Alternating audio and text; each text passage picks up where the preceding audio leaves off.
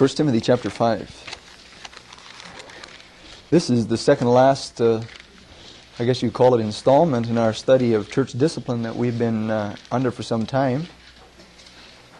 And this morning our subject is that of sinning leadership in the church and the church's response to them, or how to deal with a leader who is sinning. There are three major passages that I feel directly concern this subject. 1 Timothy chapter 5, Galatians chapter 2, and 3 John. There may be some other passages that may have a bearing on it as well, but we're, Lord willing, going to look at these three passages this morning. Of these three passages, the most significant passage is 1 Timothy chapter 5, because it is in this passage alone in the Scriptures that we have teaching on the subject.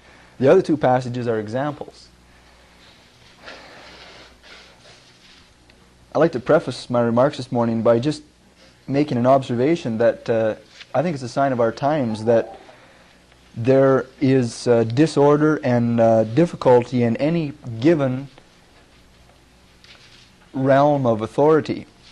In the home today, as Paul prophesied in 1 Timothy chapter, or 2 Timothy chapter 3, he said that in the last days perilous times were going to come because children would be rebellious towards the authority of the parents.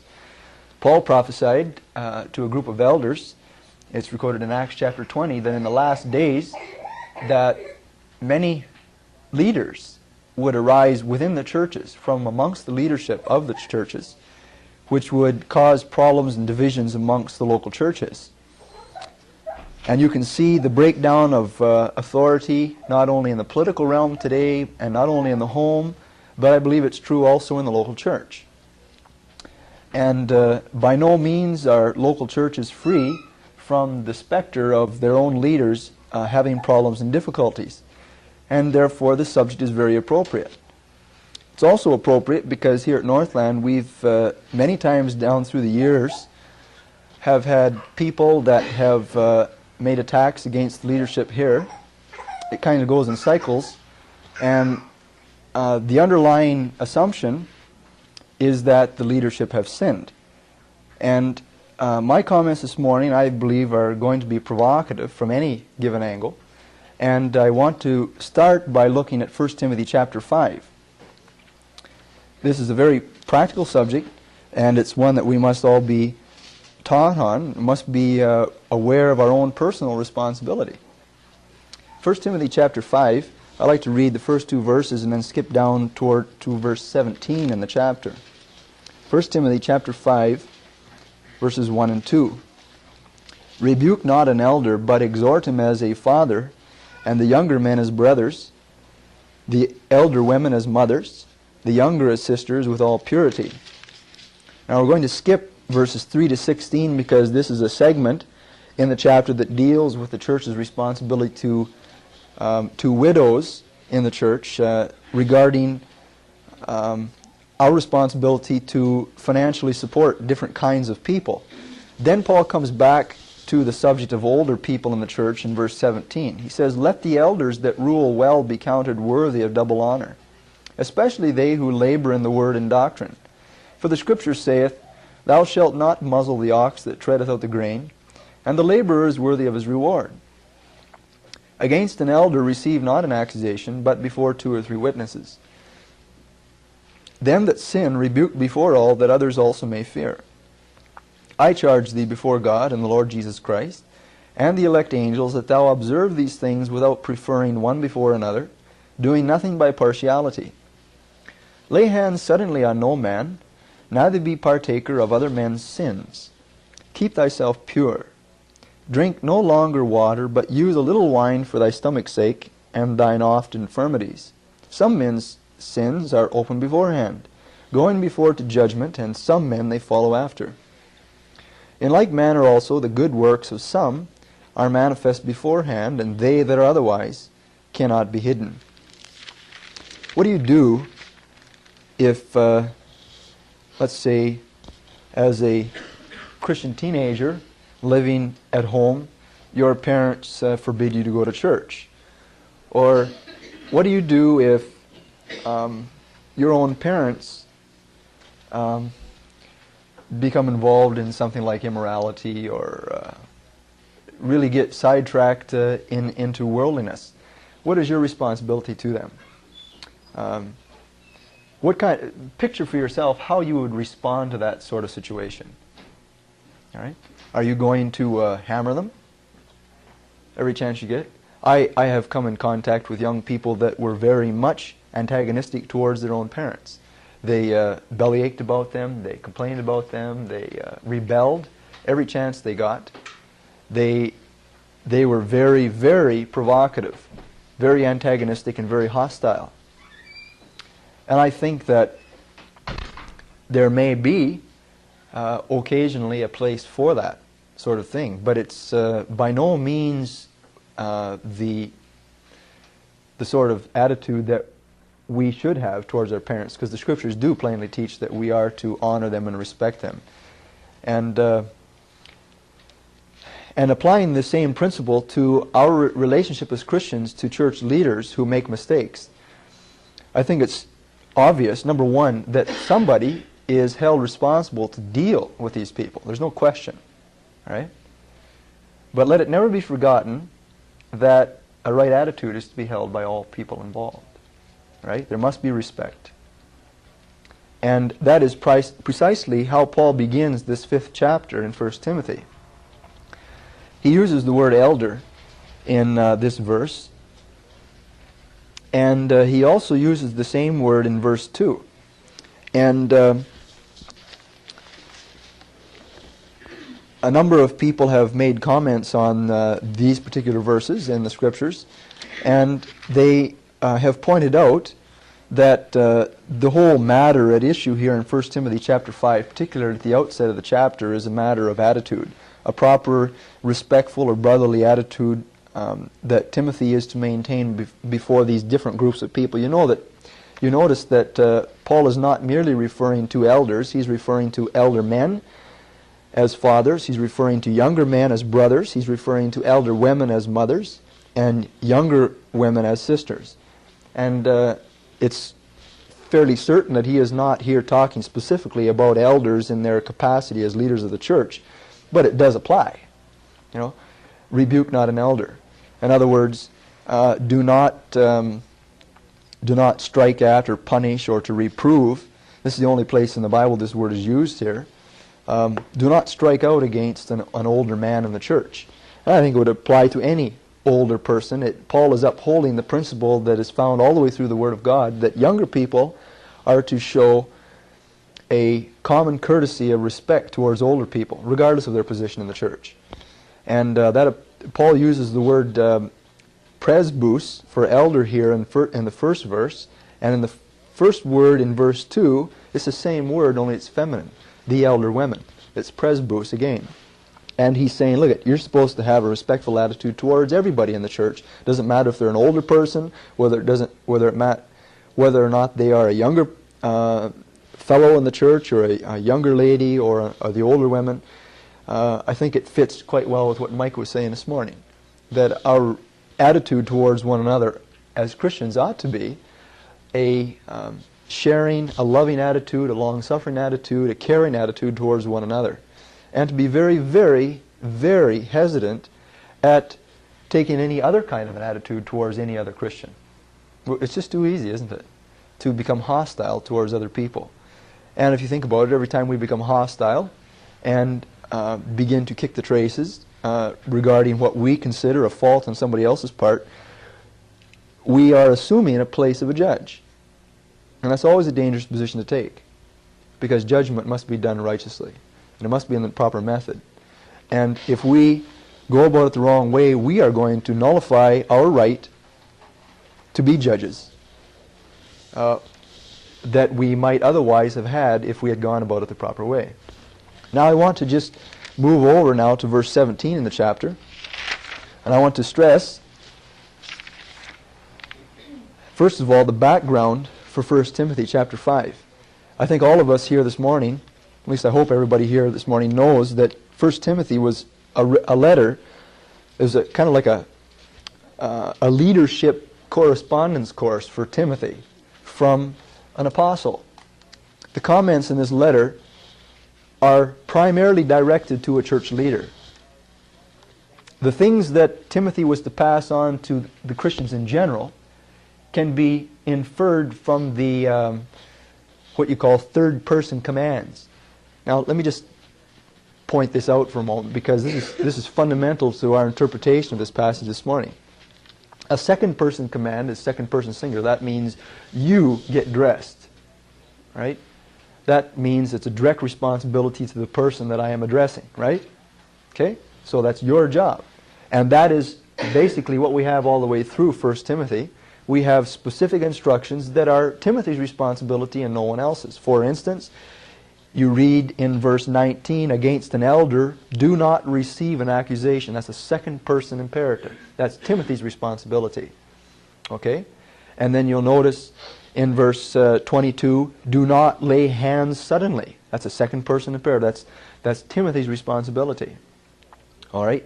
Now, a third-person imperative is illustrated in verse 17. Let the elders that rule well be counted worthy of double honor. In other words, the implication here is that Timothy is to take this instruction and to assure that the Christians in the assembly put this into practice. He is to be certain to make sure that the people in the assembly do count their leadership worthy of double honor. Right? Now, I want to just talk a little bit about this background for just a moment, because it's very important to see. If you go back to the first three verses of this book, you'll recall that Paul says, I left you in Ephesus when I went into Asia. If any of you have read the book of Acts, you'll recall that what did Paul characteristically do in his ministry? How did he train people for the ministry? Did he not take them with him on trips?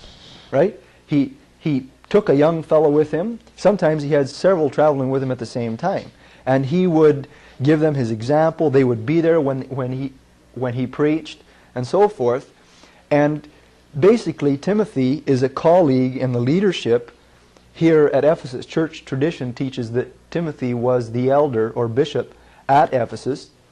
And it's rather interesting, especially in light of what Paul teaches in this book, that there had already been, by the 20th chapter of the book of Acts, a number of elders at Ephesus. Acts chapter 20 includes Paul's exhortation to leadership from that area where he had left Timothy. And now Paul finds it necessary to write 1 Timothy chapter 5 to correct outstanding problems in the church at Ephesus, particularly regarding leadership. Now, there are three principles that we're going to draw from this passage in 1 Timothy chapter 5. The first principle we see in verses 1 and 2, that generally speaking, all Christians ought to have proper, respectful attitudes. However, if we understand these instructions in chapter 5, verses 1 and 2 as specifically binding on Timothy, because he was the one that received them from Paul, then it's the church leadership's responsibility not to rebuke older people, but to exhort them in a respectful way. There's even to be a respectful relationship between elders and leadership of the church, as well as in their relationships to all the young men and the older women and the younger women in the church. A proper, respectful attitude is to prevail at all times. But now when we come to 17 and 18 in this chapter, the second principle that we're going to draw here is something that should balance out what he is going to say when he gets around to the subject of church discipline. And I don't want to really stress it here because our subject is church discipline this morning, but we've read it, and basically Paul is saying, Timothy, be sure you instill in the minds of Christians in the church that they too have a respectful attitude towards the leadership. I just want to read a good cross-reference to this kind of attitude that Christians are to have towards their leaders. We beseech you, brethren, 1 Thessalonians 5:12. We beseech you, brethren, to know them who labor among you and are over you in the Lord, and admonish you, and to esteem them very highly in love for their work's sake, and be at peace among yourselves. I happen to believe that characteristically individuals who oppose leadership in the local church generally do not understand their leaders. They simply do not understand them. And they have not taken the effort nor the time to put themselves in the shoes of that person. And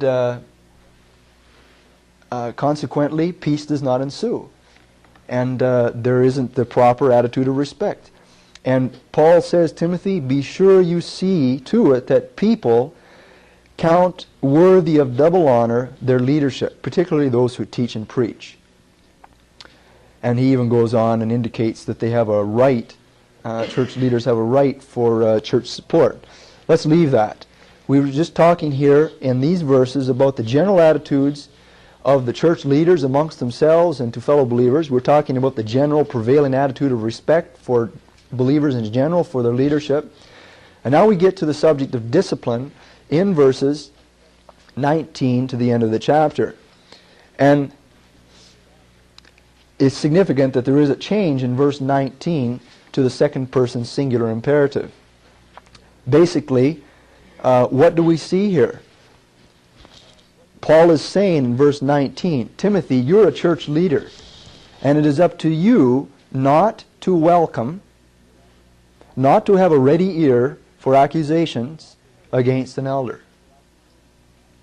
Right. Many times this is applied to Christians, and I'm quite certain that there's nothing wrong in itself with taking this and extending it to your attitude as believers towards the leadership.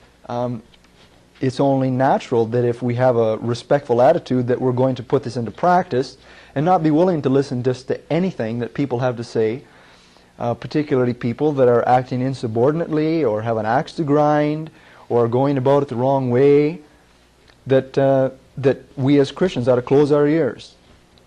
But this is specifically towards a leader. And this has been a hard lesson for me to learn because in many of the situations down through the years here at Northland, I've kind of been like in the middle. Right? People were either afraid or unwilling to approach my father, and usually this is who the problems has been since he founded this ministry. And so they would go to myself or to other people that were secondarily removed. They didn't have the problem with me, and I have since learned to just close my ears to that sort of thing. Okay? It's my responsibility as a leader. And other leaders have a responsibility not to receive. And the word receive here, Paul uses it here, apodekomai, means to welcome. So many people today they're like super complex receiving units, you know. They've got all their antennas out and they're just quivering with excitement to hear something new about somebody else. That's the attitude. And we're to have a little bit of concern for one another. We're to have a little bit of respect for one another. Let's give people the benefit of the doubt. We work with them, okay? I'm not just going to take anything that people have to say about these people. And that's what I'm actually challenged to do. Church leaders are told not to receive an accusation except in the face of 2 or 3 witnesses. Now, this implies that there are situations where church leaders may be challenged for sin, and it also implies that those challenges are to be brought to the leadership, because it's a leader here that's receiving this instruction. He says, and he's being told not to welcome accusations except under the circumstances where there are witnesses. All right? So that's the approach to take. All right? The leadership is to handle the problem. I can't see how you can take it any other way, because it's a second person imperative given to a church leader, and he is responsible to handle it. Now, just notice the next verse, because it's so critically related. Verse 20 says, them that sin, and it's obviously referring to the leaders, them that sin rebuke before all. Now, this almost seems like a contradiction. The first verse in the chapter says, rebuke not an elder. And now it comes along, and we have instruction to a church leader, and he is being told to rebuke them that sin before all. And the word rebuke here in verse 20 means to expose, to convict, or to show the fault of something. It implies a rebuke which brings conviction. And so the point of this, the simple fact of the matter is that Timothy is being told. And who is Timothy? He is a church leader. He's not just representative of all Christians, he's a church leader. And he is being told that if necessary, when the proper procedure has been followed, where witnesses have been brought to the leadership, and only then has the accusation been sustained, it implies that in this case there may be cases where the accusation will be sustained by witnesses in the presence of the leaders, that then the leaders are to deal with the problem. Now this is probably one of the most provocative things. I have actually been in church meetings, and it has been it was the most upsetting thing to me as a young person to be in this situation. It was just destructive, completely destructive. I was in a church situation in at least 2 instances in my younger days where people completely destroyed church meetings by standing up, and they started screaming and hollering and making accusations and charges in a church meeting. These people were not church leaders. They had not gone through any prior procedure. There were no evidence of witnesses. These people they just completely lost their self-control, and they were ignorant of the biblical method of dealing with the problem, and it really caused a lot of people to be destroyed. And I still bear the scars of that emotionally. I am very, very sensitive to criticism today, and I think I can attribute some of that to the kinds of really ignorant approaches to the supposed problems of spiritual leaders that some Christians assume upon themselves to deal with, independently of anything the Bible says. This passage is teaching us that the people responsible to deal with a sinning leader are other church leaders, and no one else. Okay? Now I'm going to support that by the other 2 examples of sinning leaders that we have in the New Testament. All right? Timothy, a church leader, is held responsible to receive these accusations, if necessary, when there are witnesses, and then if it's sustained, to rebuke the sinning leader, that the others also may fear. How he's to go about it, there is some dispute. Some people think that it's to be done in the presence of the whole congregation. This rebuking before all, some people interpret that to be before all the Christians. I have no doubt that many, many Christians would love to see that happen. Myself, I think that would be very destructive. I think that most likely, because he is talking not about the church here, but about elders, that the all refers to the elders. And there is opinion on both sides.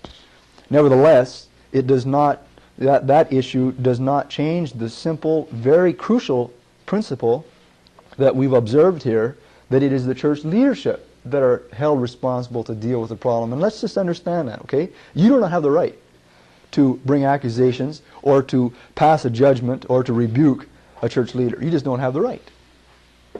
Church leaders are held responsible for that. Okay.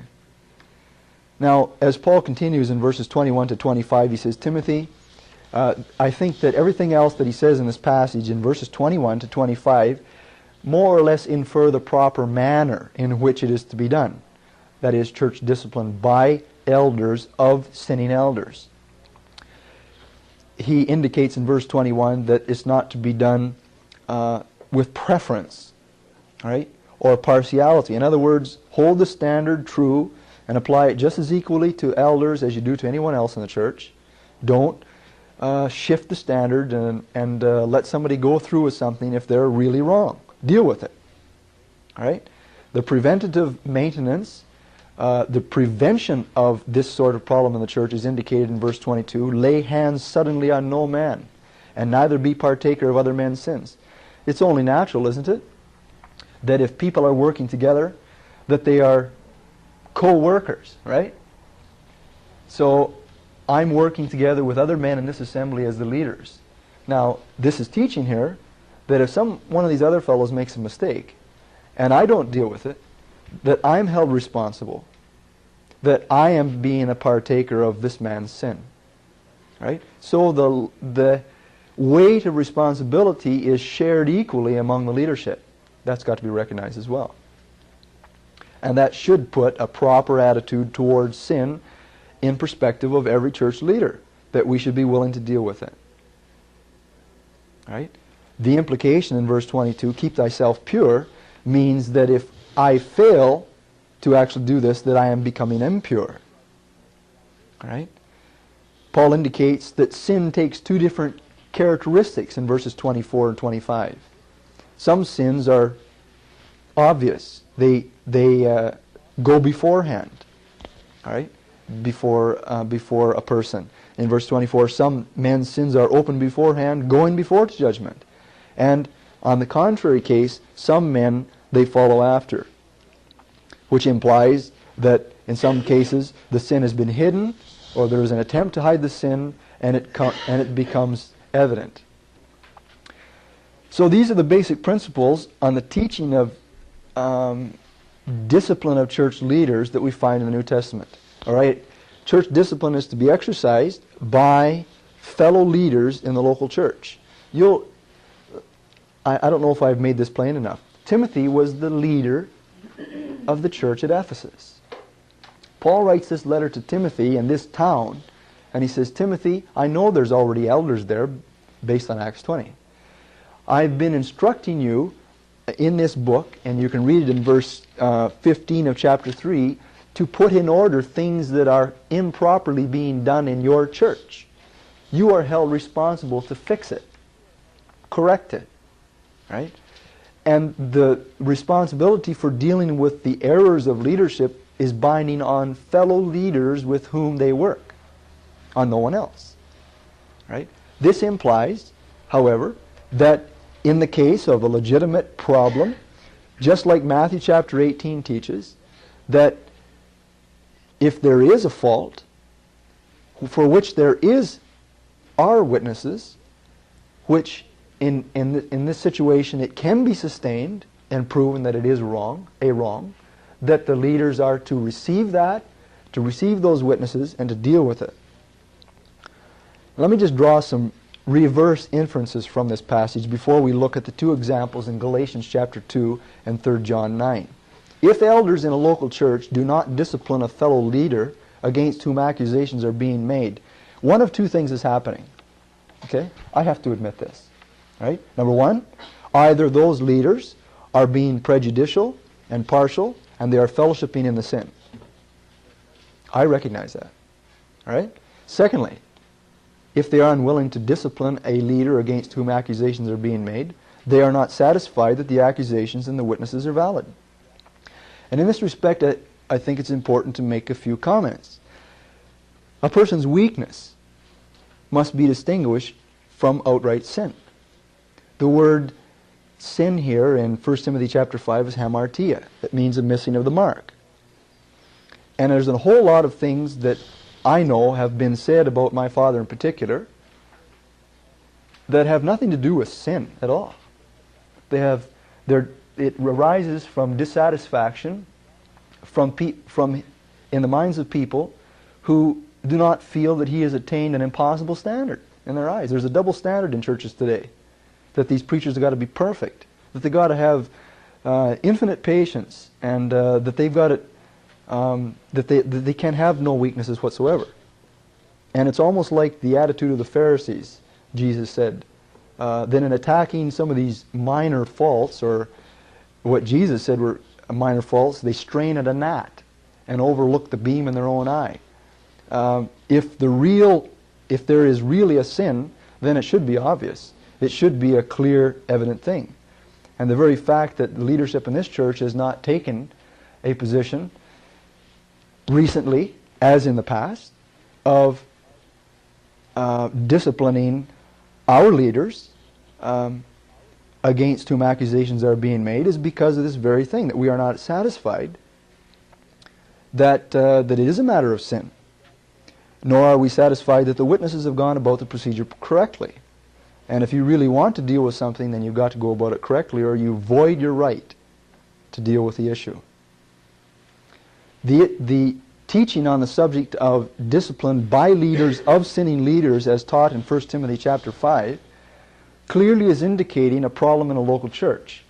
That a local leader in this church has sinned, and that the fellow leaders in that church are held responsible to correct him. There's nothing said about leaders in other churches correcting that person. Nor is there anything said about that leader and his relationship to other Christians. All of that is much more complex, and I don't even know whether the Scripture give us guidelines on how to deal with all of these specifics. Right? Suffice it to say, without making anything confusing, that if there is to be church discipline of leaders, there must be witnesses. It must be gone about the proper way. The witnesses are to be brought to the elders and to no one else. And the leaders, not the people in the church that are disgruntled, are responsible to deal with it. And those are the key things. Now please turn with me to Galatians chapter 2.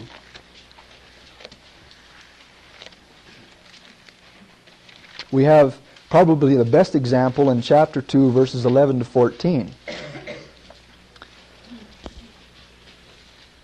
When Peter was come to Antioch, Paul says, and Paul is writing this book again, I withstood him to the face, because he was to be blamed.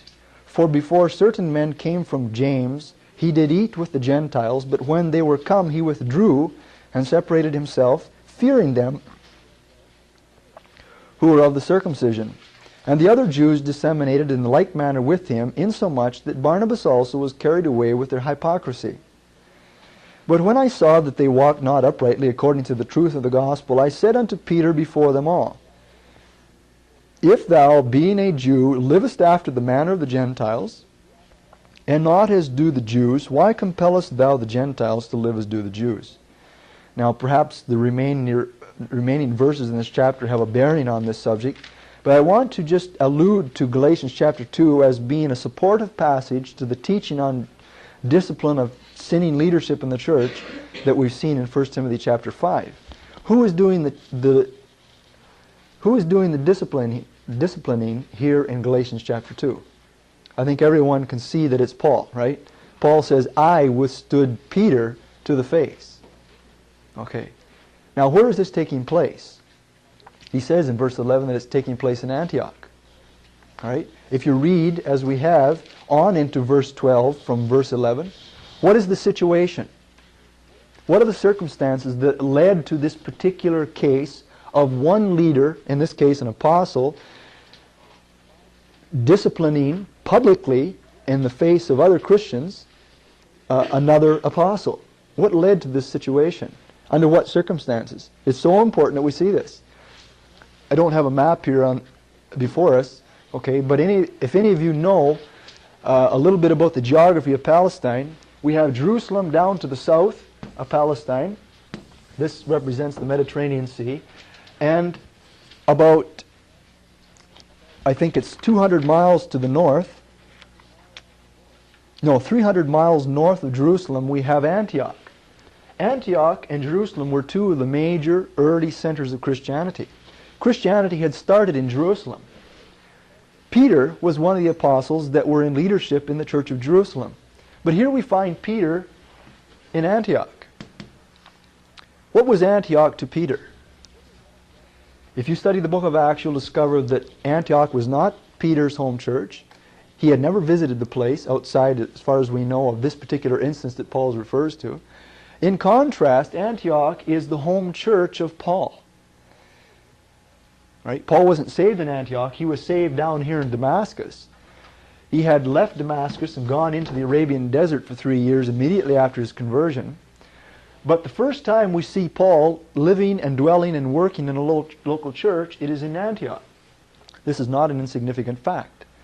The reason I say this is significant, because it was here in Antioch that Paul was ministering to the Lord in Acts chapter 13. It was from Antioch that he was commended to the missionary service that he did with Barnabas. He reported back to Antioch. In other words, if you trace Paul's relationship to Antioch, it's very clear that the person that did the disciplining in this particular locality was one of the leaders in the local church. Right? It completely corroborates Paul's teaching to Timothy on the matter of church discipline of leaders. Peter had evidently traveled to Jerusalem, from Jerusalem to Antioch, apparently he was there for some time, probably visiting. The problem in this particular case on Peter's part was not just a matter of hypocrisy, that before some people he was doing one thing and before other people he was doing another thing. The real problem was that by Peter's action, it was a serious matter. He had basically repudiated everything that he himself had been instrumental in as a church leader in teaching and so forth, even at Jerusalem. By dissimulating and not eating with Gentiles, he was going contrary to his own instruction that had been given in Acts chapter 15, to which he was a signatory. It was a serious matter. This man was not only just hypocritical, but he was quivering on the doctrine, the basic fundamental doctrine of the faith. It was a serious matter. It wasn't just something that there was, that there might have been two ways to look at it. This was a really serious matter. And that's why Paul, being the nature that Paul was, stood up in his own home church, having recognized that this was a problem, and he did exactly what Paul instructed Timothy to do regarding a church leader in a local church. Right? He challenged Peter. He rebuked him. He withstood him to the face. As far as Paul's method here, all we know is that it was a public rebuke. Again, it's not really clear, before who it was done. It says, and before certain men came from James, he did eat with the Gentiles. For when they were come, he withdrew and separated himself, fearing them who were of the circumcision. And the other Jews dissembled in like manner with him, and so forth. And verse 14, I said unto Peter before them all. And that could be referring to the whole church. More likely it is referring to the Jews with whom Paul had segregated himself from the Gentiles, the people that were involved in sin with him. Again, that's an unclear indication as to exactly how it's to be implemented. Right? But once again, we have a clear indication as to who is to do the discipline and under what circumstances. Now, it doesn't matter too much that we don't have time to go through 3 John verses 9 to 11 in detail, because we're out of time this morning. And in fact, there was no actual discipline exercised by the Apostle John in 3 John. All he does is corroborate the information that we've been given in the teaching and the example in Galatians and Timothy. In fact, he indicates in 3 John verse 10 that he was writing a letter to this particular church, and he was saying, I think that you people should stop following the sinning leader in the meantime, and when I come, that is, when I come to the local church where the situation is occurring, then I will deal with it. The church discipline is stressed once again as happening in the place where the sin is taking place by the leaders that are intimately involved in that local church.